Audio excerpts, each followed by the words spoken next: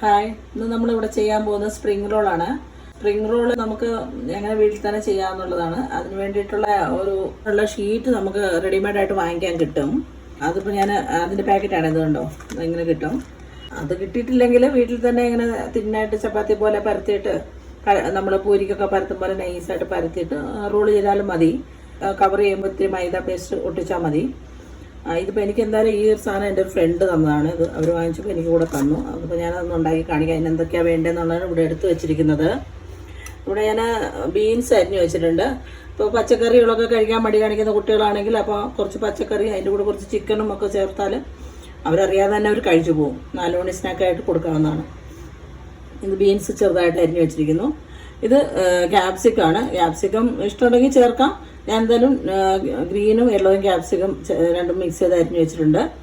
ഇത് ക്യാരറ്റ് അരിഞ്ഞതാണ്. ക്യാരറ്റൊക്കെ വളരെ ഹെൽത്തി ആയിട്ടുള്ള സാധനമാണല്ലോ. ഇത് ചിക്കൻ, ബോൺലെസ് ചിക്കൻ ഞാനിങ്ങനെ ചെറിയ നമ്മൾ ഫ്രൈഡ് റൈസിനൊക്കെ യൂസ് ചെയ്യുമ്പോൾ ചെറിയ പീസുകളായിട്ട് കട്ട് ചെയ്ത് വെച്ചാണ്. നമ്മളിപ്പോൾ എണ്ണയിലേക്ക് ഇടുമ്പോൾ അത് വിട്ടു പോകാതിരിക്കാൻ വേണ്ടിയിട്ട് ഞാൻ ഇത്തിരി മൈദ അതിലൊട്ടിക്കാൻ വേണ്ടിയിട്ട് കലക്കുന്നുണ്ട്. അല്ലെങ്കിൽ നമ്മൾ എണ്ണയിലിടുമ്പോഴത്തേക്ക് തുറന്ന എണ്ണയൊക്കെ ഒരുപാട് വേസ്റ്റ് ആവും.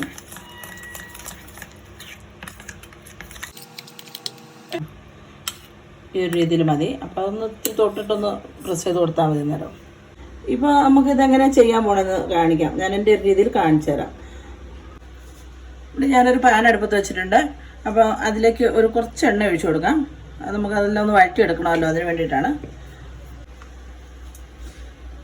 ഇപ്പോൾ നന്നായിട്ട് ചൂടായിട്ടുണ്ട്. അപ്പോൾ ഞാൻ അതിലേക്ക് ആദ്യമേ നമ്മളെടുത്ത് വെച്ചിരിക്കുന്ന ചിക്കൻ ഇട്ട് കൊടുക്കുകയാണ്.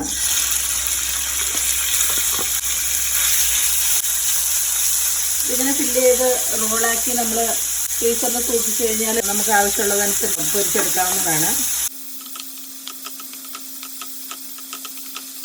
ഇപ്പോൾ നമ്മുടെ ചിക്കൻ നന്നായിട്ട് ചൂടായതുകൊണ്ട് ഇതിൻ്റെ വെള്ളമൊക്കെ ഇറങ്ങി തുടങ്ങി. അപ്പം ഈ ബോൺലെസ് ചിക്കൻ ആയതുകൊണ്ട് അതിനധികം വേവൊന്നും ഇല്ലല്ലോ. ചിക്കൻ്റെ വെള്ളം ഡ്രൈ ആവുന്ന അതേ ടൈമിൽ തന്നെ പച്ചക്കറി വെന്ത് കിട്ടും. അപ്പോൾ ഒന്ന് സ്റ്റേബിളായി കിട്ടും. അപ്പോൾ ഞാൻ അതുകൊണ്ട് ഇട്ട് കൊടുക്കാൻ പോവാണ്.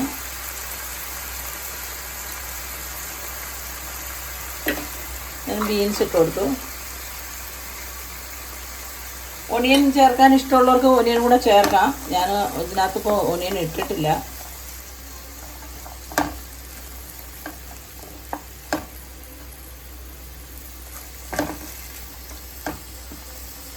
ക്യാരറ്റും അങ്ങനെ തന്നെ ഇട്ട് കൊടുക്കാം. അപ്പോൾ ഇതെല്ലാം ഒരുമിച്ച് ഒരേപോലെ ആയിക്കോളും.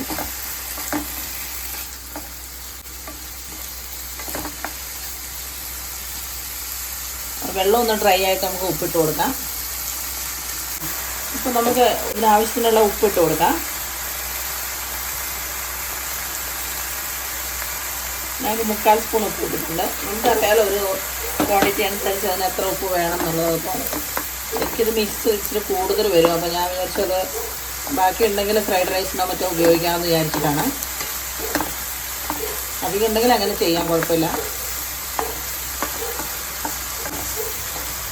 ഉപ്പൊക്കെ എല്ലാത്തിലും ഒന്ന് പിടിച്ചു. നമുക്ക് ഇതിനകത്തേക്ക് കുറച്ച് കുരുമുളക് പൊടി ഇട്ട് കൊടുക്കാം. ഞാൻ 1 ടീസ്പൂണ് ഇട്ട് കൊടുത്തിട്ടുണ്ട് കുരുമുളക് പൊടി. ഇതിപ്പോൾ വേറെ എരിവൊന്നും ചേർക്കണേ, നമുക്ക് സോസൊക്കെ കൂട്ടി കഴിക്കാനുള്ളതാണല്ലോ. അതുകൊണ്ട് ഈ കുരുമുളക് പൊടിയുടെ എരിവ് മതി. എരിവ് കൂടുതൽ വേണമെന്നുണ്ടെങ്കിൽ കുറച്ച് ചില്ലി ഫ്ലേക്സ് ഇട്ട് കൊടുത്താൽ മതി. ഇതുണ്ട്, ഞാൻ 1/2 സ്പൂണ് ചില്ലി ഫ്ലേക്സ് ഇട്ട് കൊടുക്കുന്നുണ്ട്. നമുക്ക് എരിവ് എക്സ്ട്രാ വേണമെങ്കിൽ മാത്രം ഇട്ടാൽ മതി. എരിവൊക്കെ കഴിക്കാത്ത കുട്ടികളാണെങ്കിൽ അത് ഇടേണ്ട ആവശ്യമില്ല. കുറച്ച് പെപ്പർ മാത്രം ഇട്ട് കൊടുത്താൽ മതി. ഇതുണ്ട്, ഇത് നന്നായിട്ട് ഡ്രൈ ആയിട്ടുണ്ട്. ഇനിയിപ്പോൾ ഞാൻ ജസ്റ്റ് ക്യാപ്സിക്കം ഇട്ടിട്ടില്ല. അത് ഇനിയാണ് ചേർത്ത് കൊടുക്കാൻ പോകുന്നത്. കാരണം ക്യാപ്സിക്കം ഒത്തിരി അങ്ങ് ചൂടാവേണ്ട ആവശ്യമില്ല. അതായത് ഇപ്പോൾ നന്നായിട്ട് ഡ്രൈ ആയിട്ടുണ്ട്. ഇത് നമ്മളെടുത്ത് വെച്ച ക്യാപ്സിക്കം ഇപ്പോൾ ഞാനത് ഇട്ട് കൊടുക്കാൻ പോവാണ്. അത് ജസ്റ്റ് ഒന്നിങ്ങനെ ഇളക്കിയതിന് ശേഷം അങ്ങനെ സ്റ്റൗ ഓഫാക്കാം. അത് ഒത്തിരി വേവണ്ട. ഞാനിപ്പോൾ സ്റ്റൗ ഓഫാക്കി. ഇത് നന്നായിട്ടൊന്ന് തണുക്കണം. തണുത്തിട്ട് നമുക്ക് ഷീറ്റിലേക്ക് ഫില്ല് ചെയ്യാം. കാരണം ചൂടോടെ എടുക്കുമ്പോൾ അത് മുറിഞ്ഞു പോകും. അതുകൊണ്ട് ഇത്തിരി തണുക്കട്ടെ. ഇപ്പം നമുക്കിത് ഫില്ല് ചെയ്യാനായിട്ട് വെച്ച് കൊടുക്കാം.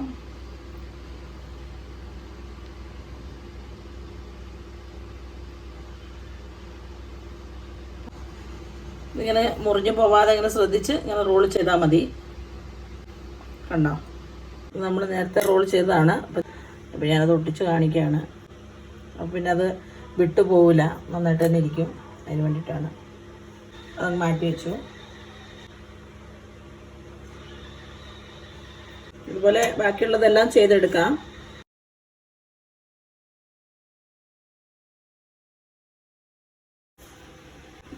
വറുക്കാനുള്ള എണ്ണ ചൂടായിട്ടുണ്ട്. നമുക്കത് എണ്ണയിലിട്ട് ഓരോന്നോരോന്ന് വറുത്തെടുക്കാം. പിന്നെ ഓരോന്നോരോന്ന് വറുത്ത് പോരാം.